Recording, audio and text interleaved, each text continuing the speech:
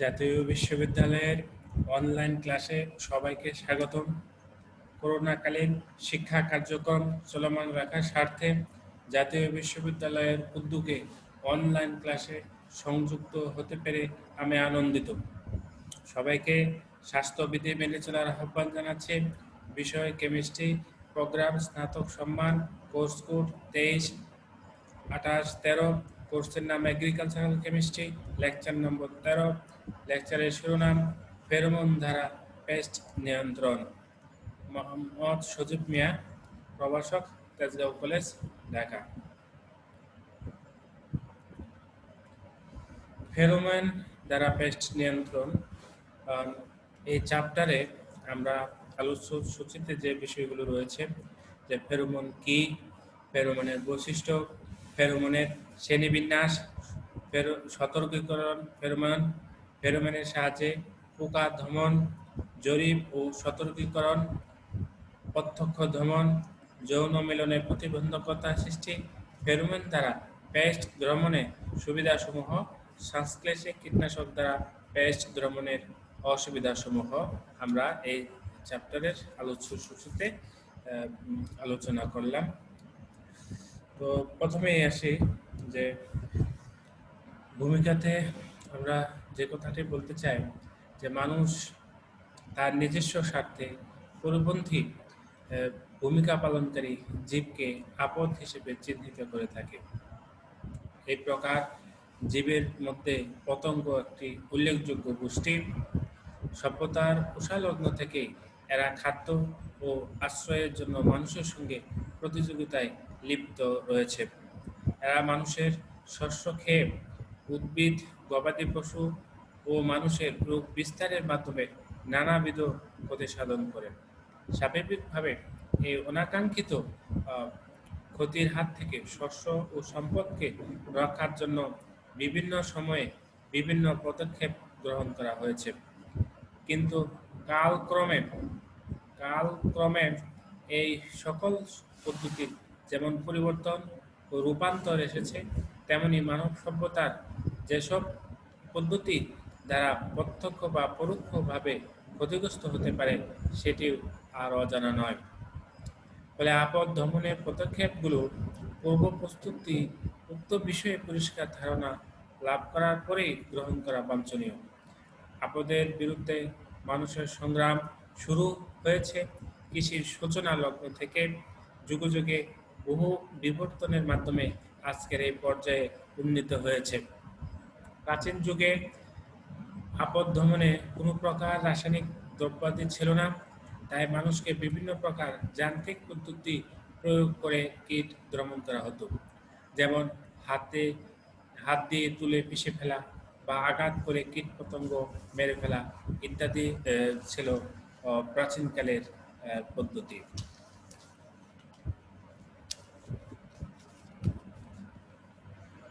প্রথম দিকে মানুষ এভাবে কীটপতঙ্গ দমন করত। তারপর আস্তে আস্তে মানুষ পরিবেশকে কাজে লাগিয়ে আপদ দমনের উপায় উদ্ভাবন করলো এবং আপদের উপদ্রব হতে মানুষের উৎপাদিত শস্যকে রক্ষা করতে শিখল। পরিবেশের এসব পরিবর্তনের মধ্যে রয়েছে জমি দিয়ে পানি ডুবিয়ে দেওয়া, শস্য কেটে নেওয়ার পর তার অবশিষ্টাংশ পুড়ে ফেলা, আগাছা, কীটপতঙ্গ ইত্যাদি ধ্বংস করা, মাঠে কাকতারুয়া স্থাপনের মাধ্যমে পাখি তাড়ানো, কিছু কিছু প্রাকৃতিক শত্রু ব্যবহার করে কীটপতঙ্গকে দমন করা হতো। তো তারপর মানুষের ধারণায় আসে হচ্ছে প্রতিবন্ধকতার সাহায্যে কীটপতঙ্গ নিয়ন্ত্রণ একটি সাম্প্রতিক চিন্তা এবং রিসেন্ট একটা চিন্তা ভাবনা। তো এই পদ্ধতিতে কীটপতঙ্গের স্বাভাবিক জীবনযাত্রা প্রতিবন্ধকের সৃষ্টি করে নিয়ন্ত্রণ করা যায়। প্রতিবন্ধক কয়েকটি পদ্ধতিতেই সৃষ্টি করা যায়। তার মধ্যে একটি সেমি কেমিক্যালস নামক রাসায়নিক দ্রব্য হলো একটি। এই রাসায়নিক দ্রব্য দুটি বড় দলে বিভক্ত। একটি ফেরোমন বা সমজাতীয় পদার্থ কীটপতঙ্গের মধ্যে পারস্পরিক ক্রিয়া প্রতিক্রিয়া সৃষ্টি করা, অপরটি হচ্ছে অ্যালোমন কেমিক্যাল, যা হচ্ছে আন্তঃপ্রজাতির মধ্যে ক্রিয়া প্রতিক্রিয়া ঘটায়। ঠিক আছে। আর যেসব কেমিক্যাল এই গ্রহিতাকে সাহায্য করে, যেসব কেমিক্যাল গ্রহিতাকে সাহায্য করে তাদেরকে বলা হচ্ছে কাইরোমন। অন্তঃপ্রজাতি অর্থাৎ একই প্রজাতির দুটি ভিন্ন সদস্যের মধ্যে যোগাযোগের জন্য সেমিওকেমিক্যাল ব্যবহৃত হচ্ছে, তাকে বলা হয় ফেরোমন। আমরা ফেরোমন হচ্ছে এক ধরনের রাসায়নিক পদার্থ বা একাধিক রাসায়নিক পদার্থের সংমিশ্রণ, যা একটি জীব কর্তৃক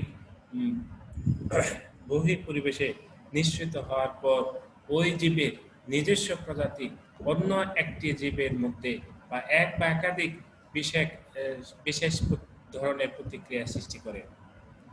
এই ধরনের পদার্থকে হচ্ছে ফেরোমন বলা হয়। আমরা এ জাতীয় ফেরোমন অত্যন্ত স্বল্প পরিমাণে কার্যকর। পোকার হচ্ছে প্রজনন, লিঙ্গ নিরূপণ, প্রজনন পরিপক্কতা, চলার পথ নির্দেশনা ইত্যাদি হলো ফেরোমনের প্রধান কাজগুলোর অন্যতম। আমরা এখন ফেরোমনের বৈশিষ্ট্য নিয়ে আলোচনা করি। ফেরোমন কি কি বৈশিষ্ট্যের অধিকারী? ফেরোমন একটি রাসায়নিক পদার্থ বা একাধিক রাসায়নিক পদার্থের সংমিশ্রণ, এটা একটাও হতে পারে বা একাধিক রাসায়নিক পদার্থের সংমিশ্রণও হতে পারে। এটি জীব কর্তৃক বহিঃ পরিবেশে নিঃসরণ হওয়ার পর ওই জীবের নিজস্ব প্রজাতির মধ্যে অন্য একটি জীবের মধ্যে বা একাধিক জীবের মধ্যে বিশেষ ধরনের প্রতিক্রিয়া সৃষ্টি করে, স্টিমুলেন্ট করে, উত্তেজিত করে। ফেরোমন অত্যন্ত অল্প পরিমাণে, খুবই কম পরিমাণে যদি ব্যবহার করা হয় তাহলে এটি কার্যকরী হয়, অর্থাৎ কার্যকর ফল লাভ করা যায়। এটি একই প্রজাতির দুটি ভিন্ন সদস্যের মধ্যে রাসায়নিক দূত বা বার্তাবাহকের মতো কাজ করে, কেমিক্যাল মেসেঞ্জার হিসেবে এটি কাজ করে। অনেক প্রজাতি বেঁচে থাকার জন্য ফেরোমন অপরিহার্য হয়ে দাঁড়ায় বা অনেক এসেনশিয়াল হয়ে দাঁড়ায়।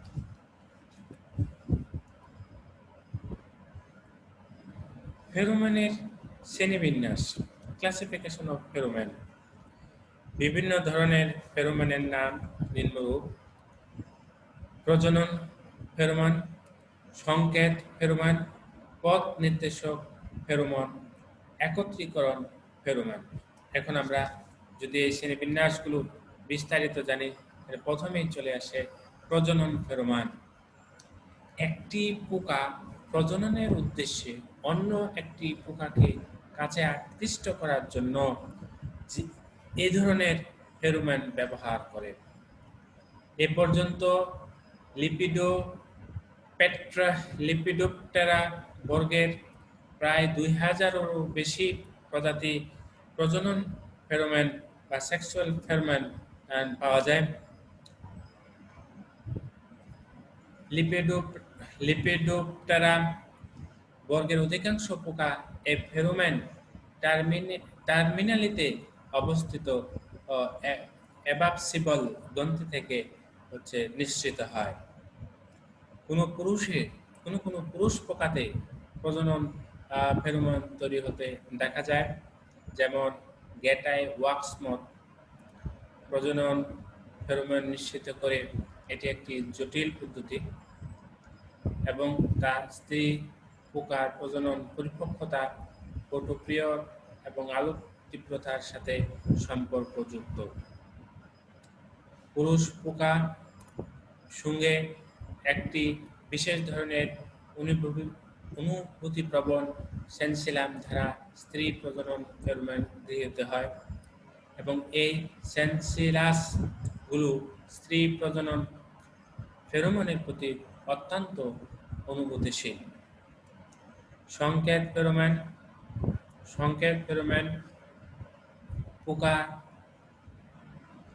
পোকার মেডিবুলার গ্রন্থি, বায়ুগ্রন্থি অথবা হুল থেকে নিঃসৃত হয়ে থাকে। এই ফেরোমন কোনো বিশেষ বার্তা বা সংকেত পাঠানোর কাজে ব্যবহৃত হয়। এটি গ্রাহক পোকার মধ্যে আক্রমণের ভাব সৃষ্টি করে।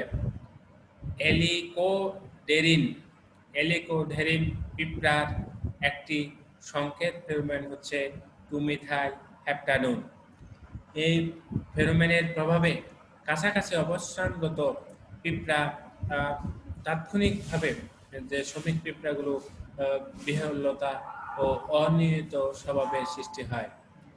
এই ফেরোমোন ম্যান্ডিবুলার গ্রন্থির মাধ্যমে আহ, অনুপ্রবেশকারী পিঁপড়ার উপর ছিটানো হয়, ফলে অনুপ্রবেশকারী পিঁপড়াটি আক্রমণকারী হিসেবে চিহ্নিত হয়। আমরা পথ নির্দেশক ফেরোমোন অত্যন্ত স্বল্পস্থায়ী এবং বিচরণকারী উইপোকা পিঁপড়া কর্তৃক নিঃসৃত হয়। এই ফেরোমোন নিঃসরণের মাধ্যমে এই পোকাগুলো পথ নির্দেশন করে থাকে, যাতে পরবর্তী আসা তাদের দলের অন্যান্য সদস্য একই পথ ধরে তাদের সাথে আসতে পারে। ফর্মিকা রূপা অ্যান্ড নামক পিঁপড়া পথ নির্দেশকের জন্য ফর্মিক অ্যাসিড ব্যবহার করে থাকেন। উইপোকা এই নির্দেশকের উইপোকার এই নির্দেশকের ফেরোমোন হচ্ছে হেক্সানোয়িক অ্যাসিড। একত্রীকরণ ফেরোমন বা অ্যাগ্রিগেশন ফেরোমন, এই ধরনের ফেরোমন পোকা একত্রীকরণের জন্য অথবা সমষ্টিবদ্ধ করার জন্য ব্যবহৃত হয়। খাপড়া বিটল, প্রোগাডার্মা ঘানারিয়াম এর একত্রীকরণ ফেরোমন হচ্ছে fatty acid ester, methyl ethyl oleate, ethyl palmitate, ethyl palmitate, ethyl stearate, ethyl লামিওলেটের একটি মিশ্রণ। সতর্কীকরণ ফেরোমন বা ওয়ার্নিং ফেরোমন, কীটপতঙ্গ নিঃসৃত ফেরোমন দলের অন্যান্য সদস্যদের মধ্যে উত্তেজনা সৃষ্টি করে এবং সেই স্থান হতে তাদেরকে বিতাড়ন করার জন্য চলে যাওয়ার জন্য বলা হয়। সাধারণত এই জাবর পোকা থেকে সতর্কীকরণ ফেরোমন পাওয়া যায়। ওয়ার্নিং কোনো আসন্ন বিপদ থেকে সংকেত প্রদান করার জন্য হচ্ছে চলে যাওয়ার জন্য এখানে বিপদ রয়েছে, এজন্য এই ফেরোমন হচ্ছে ব্যবহার করে, ওরা ইউজ করে।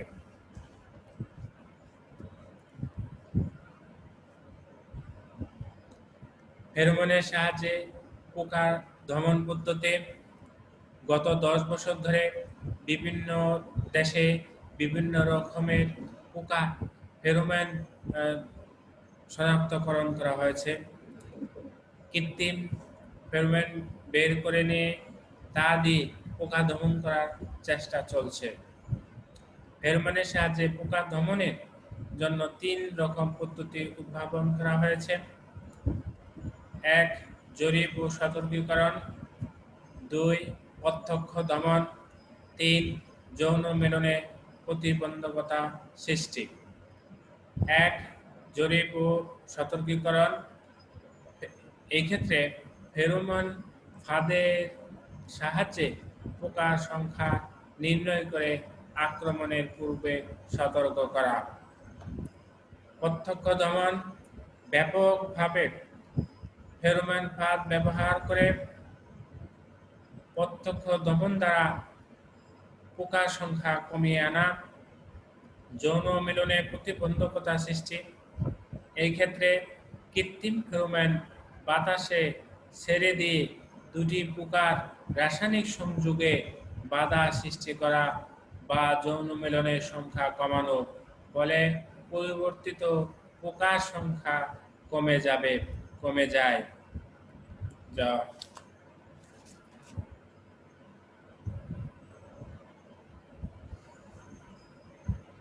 আমরা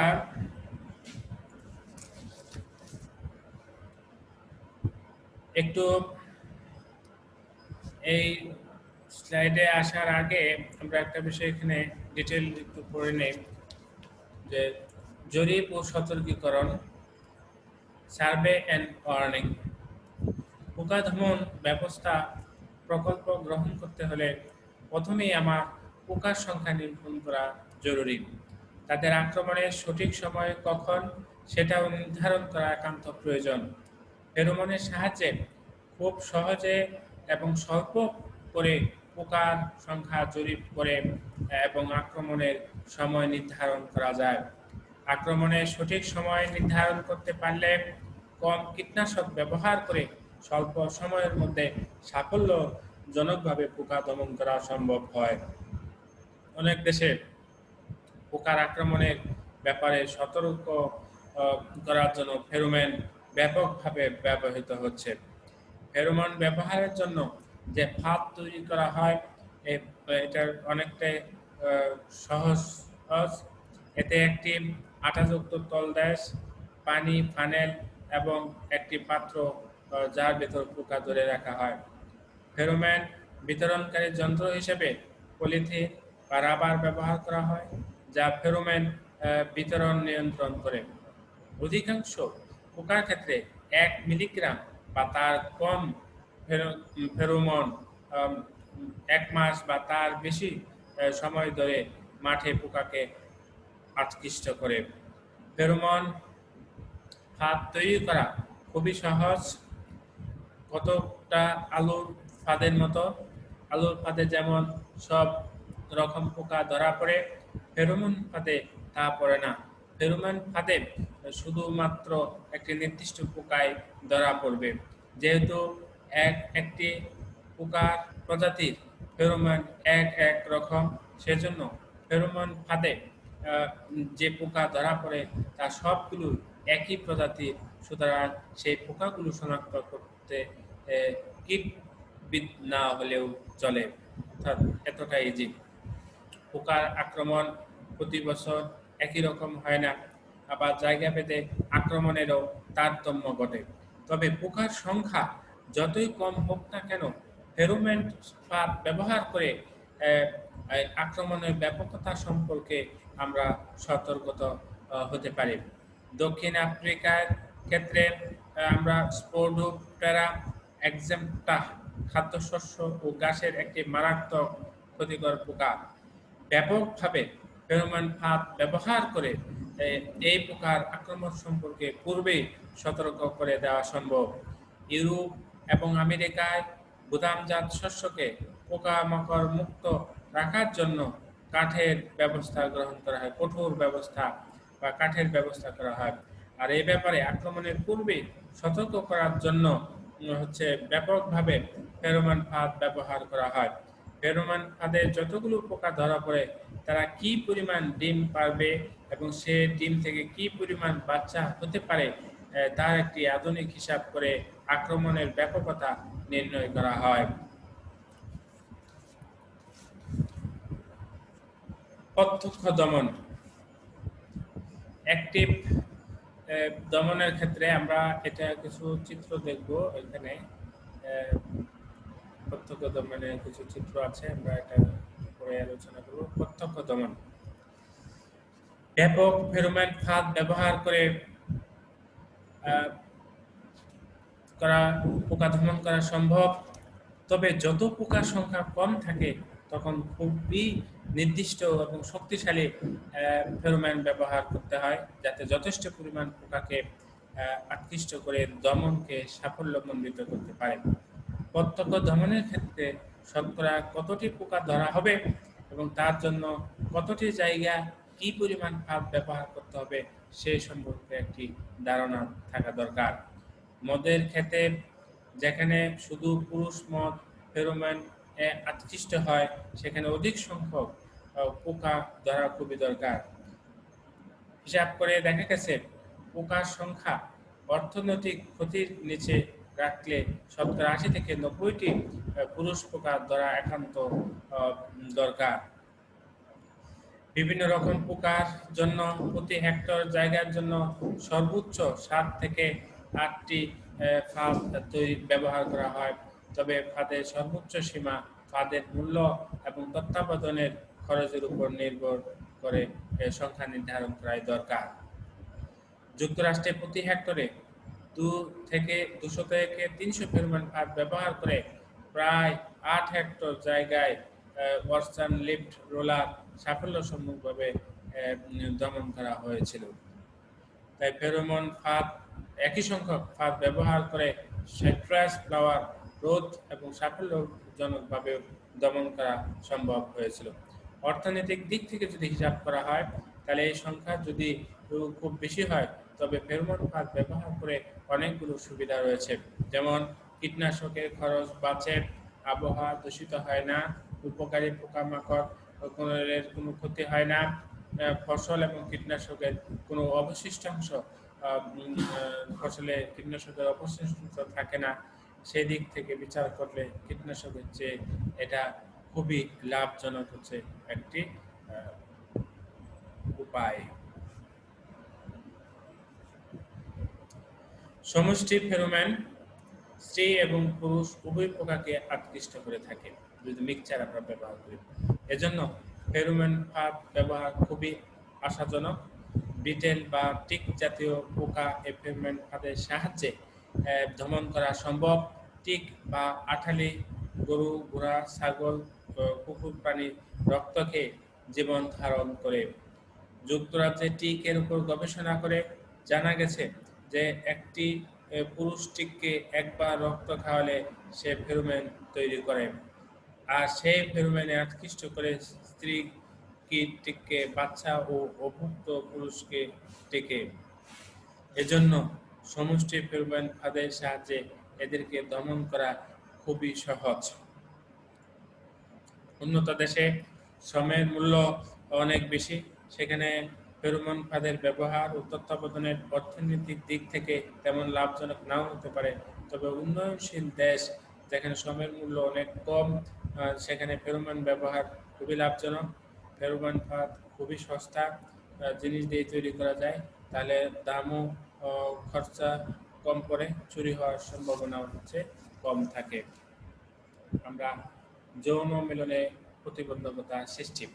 পরীক্ষামূলক এলাকায় কৃত্রিম ফেরোমন বাতাসের মাধ্যমে এমনভাবে মেলে রাখতে হয় যেন কোনো পোকা সহজেই তার যৌন স্ত্রীকে খুঁজে না পায়। তাতে যৌন মিলন অনেক কম হয় এবং এই কাজে খুব খারো ফেরোমন ব্যবহার করতে হয়, এবং এই ফেরোমন যাতে খুব ধীরে ধীরে কয়েক সপ্তাহ ধরে বাষ্পীভূত হয় সেরকম ব্যবস্থা রাখতে হয়। ফেরোমন বাষ্পীভূত হওয়ার জন্য 3টি কৌশল, যে বিভিন্ন পোকার বিভিন্ন রকম ফেরোমনের উপর পরীক্ষা নিরীক্ষা করে ধীরে ধীরে ফেরোমন বাষ্পীভূত হওয়ার 3টি কৌশল উদ্ভাবন করেন। সেগুলো হচ্ছে ভেতর শূন্য প্লাস্টিক ফাইবার, স্তরে স্তরে সাজানো প্লাস্টিকের টুকরো, মাইক্রো ক্যাপসুল।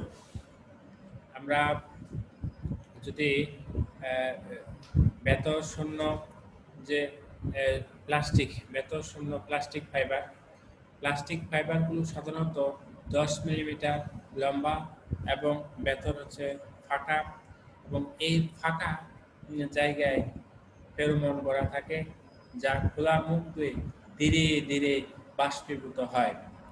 স্তরে স্তরে সাজানো প্লাস্টিকের টুকরা, অর্থাৎ এই প্লাস্টিকের টুকরাগুলো প্রত্যেক স্তরে স্তরে ফেরোমন রাখা হয়, যা একটি নির্দিষ্ট মাত্রায় বাষ্পীভূত হয়, এবং এই উভয় প্রকার কৌশলেই একটি ভালো আঠা ব্যবহার করতে হয় যাতে এগুলো সহজেই পাতায় গায়ে আটকে থাকতে পারে। মাইক্রো ক্যাপসুল, এই ক্যাপসুলের ভিতরে থাকে ফেরোমনের আবরণ জিলাটিন ও পলিইউরিয়া দিয়ে তৈরি, এবং ক্যাপসুলের আবরণ পাতলা বা মোটা করে বাষ্পীভবনের মাত্রা নিয়ন্ত্রণ করা সম্ভব। এই ক্যাপসুলের আঠা জাতীয় কোনো জিনিস ব্যবহারের দরকার হয় না, এটা নিজেই পাতা বা গায়ে আটকে থাকতে পারে, পাতার গায়ে আটকে থাকতে পারে। প্রতি হেক্টরে জায়গায় 3 থেকে 10 গ্রাম ফেরোমন ব্যবহার করে দেখা গেছে যে এই 3 কৌশলে এই রকম কার্যকরী। প্রচলিত কীটনাশক ছিটে পোকার সংখ্যা যতটি দমন করা যায়, এই 3 কৌশলের প্রত্যেকটি পোকার সংখ্যা ততটি, এমনকি কোনো কোনো ক্ষেত্রে সময় তার চেয়েও বেশি কমাতে সক্ষম হয়। এই পরীক্ষার সময় দেখা গেছে যে অনেক পুরুষ পোকা তার সঙ্গী পরিবর্তিতে প্লাস্টিক ফাইবারের সাথে যৌন মিলন ঘটানোর চেষ্টা চালাচ্ছে।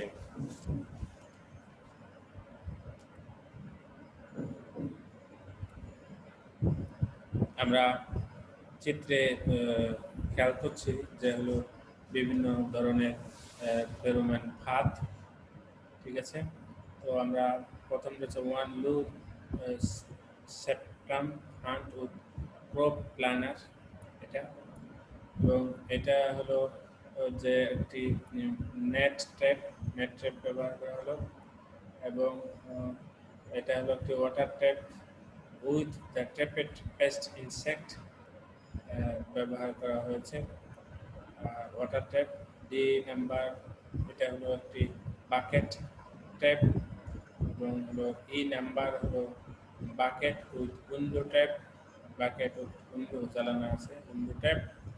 এবং ডেল্টা ট্র্যাপ হলো এটা, delta trap. Yellow stick tram trap এবং উইঙ্গিং ট্র্যাপ হলো এটি, উইঙ্গিং ট্র্যাপ হলো এটি। আমরা তো যে কীটনাশক ও ফেরোমনের প্রত্যক্ষ দমন পদ্ধতির নীতিগত পার্থক্য আছে, আমরা এটা একটু আলোচনা করি। যে একটি ফেরোমন দিয়ে শুধু এক রকমের পোকা দমন করা যায়, কিন্তু কোনো ফসলে যদি একাধিক মারাত্মক পোকা থাকে, তবে সেই পোকা দমন করতে হলে ঠিক ততগুলো ফেরোমন ব্যবহার করতে হবে। কিন্তু কীটনাশকের ক্ষেত্রে ঠিক সেরকম নয়। পোকামাকড় আক্রমণের সময় কীট ছিটিয়ে যেমন প্রত্যক্ষভাবে দমন করা যায়, ফেরোমন দিয়ে সেটি সম্ভব নয়। ফেরোমন শুধু প্রতিরোধক হিসেবে ব্যবহার করা যায়। তবে যে সকল ফসলে রুটিন মাফিক কীটনাশক ছিটানো হয়, সেখানে ফেরোমন ব্যবহার জটিল ও সতর্কীকরণ ব্যবস্থা খুবই শক্তিশালী হওয়া দরকার। ফেরোমন দিয়ে পোকা দমন করতে হলে দমন ব্যবস্থা একটি লোকের বা একটি সংস্থার হাতে থাকলে ভালো হয়।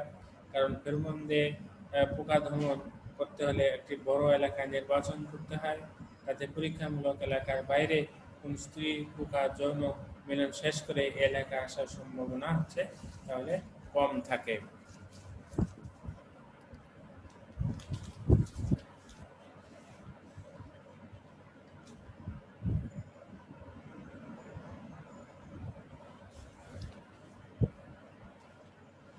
আমরা বিভিন্ন প্রকার ফাঁদ দেখলাম, বিভিন্ন প্রকার ফাঁদ নিয়ে আমরা আলোচনা করেছি। এখন যৌন মিলনে প্রতিবন্ধকতা সৃষ্টির একটি গ্রাফ আমরা যদি খেয়াল করি, তাহলে আমরা দেখলাম যে হলো ড্রে বাই ড্রে, অর্থাৎ consumption of pesticides consumption in Bangladesh over 30 years, source BBS 11। আমরা দেখলাম 2006 থেকে ব্যাপক পরিমাণে ব্যবহার হচ্ছে, মেট্রিক টন অনেক অনেক বেশি ব্যবহার করা হয়েছে পেস্টিসাইডস। ফেরোমন দ্বারা আমরা পেস্ট দমন যদি করি, তাহলে এটির অনেক সুবিধাজনক দিক রয়েছে। আমরা সেগুলো যদি খেয়াল করি, 1 নাম্বার, ফেরোমন অত্যন্ত অল্প পরিমাণে হলো কার্যকরী, তাই কম খরচে পেস্ট নিয়ন্ত্রণ করা যায়। অর্থাৎ আমি অল্প যদি কিনি, তাহলে আমি অল্প দামে কিনবো, আমার অল্প খরচ হবে, তাহলে আমি খুব কম টাকায়, অল্প টাকায় আমি পেস্ট নিয়ন্ত্রণ করতে পারবো। আর ফেরোমন কীটপতঙ্গ দমনে খুবই কার্যকারী। অর্থাৎ আমরা জানি যে ফেরোমন একই জাতীয় পোকাগুলোকে তীব্রভাবে আকর্ষণ করে, তার কৌশল আমরা দেখলাম। সো এটা কীটপতঙ্গ দমনের জন্য খুবই কার্যকরী একটি পদ্ধতি। এটি পরিবেশের জন্য তেমন ক্ষতিকর নয়, এটি একটি পরিবেশ বান্ধব প্রক্রিয়া। সো এটা একটা অনেক গুরুত্বপূর্ণ দিক যে ফেরোমন হলো একটি পরিবেশ বান্ধব প্রক্রিয়া। আমরা জানি ম্যাক্সিমাম যে কীটনাশক যেগুলো, এগুলো পরিবেশকে হচ্ছে খুবই দূষিত করে। এর মধ্যে আমরা বুঝছি যে অর্গানোক্লোরিন পেস্টিসাইড, যেগুলো জৈব ক্লোরিন পেস্টিসাইডগুলো মারাত্মকভাবে হচ্ছে আমাদের পরিবেশকে দূষিত করে। তার মধ্যে অজৈব কীটনাশক যেগুলো পেস্টিসাইডস আছে, যেরকম আর্সেনিকের যে পেস্টিসাইডসগুলো ছিল, এগুলো হচ্ছে ব্যাপকভাবে পরিবেশকে দূষিত করে। বিশেষ করে যে পানির, আমাদের সারফেস ওয়াটারের যে আর্সেনিক দূষণের, আর্সেনিকের মাত্রা যে ব্যাপক হারে বৃদ্ধি পেয়েছে, এর জন্য বিজ্ঞানীগণ ওই ব্যাপক হারে 19 শতকের দিকে, ব্যাপক হারে 20 শতকের দিকে ব্যাপক হারে আর্সেনিক পেস্টিসাইড ব্যবহারের জন্য দায়ী করা হয়। ফেরোমন পরজীবী বা পরভোগ পোকার কোনো ক্ষতি করে না। ফেরোমন পরজীবী বা পরভোগ পোকার কোনো ক্ষতি করে না। আর 5 নাম্বার সুবিধা হলো পরিবেশ দূষিত না করে কম খরচে ফেরোমনের সাহায্যে পোকা দমন করা যায়। যেহেতু এটা পরিবেশ দূষণ না করে আর অল্প খরচে লো কস্টের মাধ্যমে আমরা হচ্ছে পোকাকে দমন করে ফসল এবং হচ্ছে আমরা বিপদ আপদ থেকে, পেস্টের আক্রমণকে ফসল থেকে রক্ষা করতে পারি। ফেরোমনের সাহায্যে কীট পতঙ্গের সঠিক জরিপ ও আক্রমণের পূর্বাভাস নিরূপণ করা যায়। আমরা ফেরোমনের সাহায্যে যে এখানে কীট পতঙ্গের সংখ্যা কেমন এবং কতগুলো সংখ্যায় রয়েছে এবং আক্রমণের পূর্বাভাস, মানে কখন আক্রমণ করতে পারে, কখন হলো আক্রমণ করবে, আমরা এটা নির্ধারণ করতে পারি। ফেরোমন পানিতে দ্রবীভূত হওয়ায় পরিবেশে দীর্ঘস্থায়ী নয়।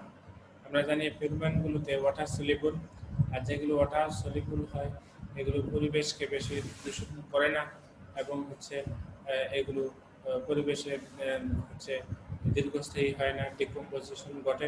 যদিও কিছু পেস্টিসাইড রয়েছে যেগুলো ওয়াটার সলিবল, তারা জলজ পরিবেশের ক্ষতিকর থাকে, কিন্তু ম্যাক্সিমাম যে পেস্টিসাইডসগুলো হচ্ছে লাইপোফিলিক, অর্থাৎ চর্বি যাতে হচ্ছে দ্রবীভূত হয়, এগুলো বেশি ভয়ঙ্কর হয়ে দাঁড়ায়। আমরা ফেরোমন খাদ্য শৃঙ্খলে অংশগ্রহণ করে না, আমরা এটা নিয়ে খুবই চিন্তিত।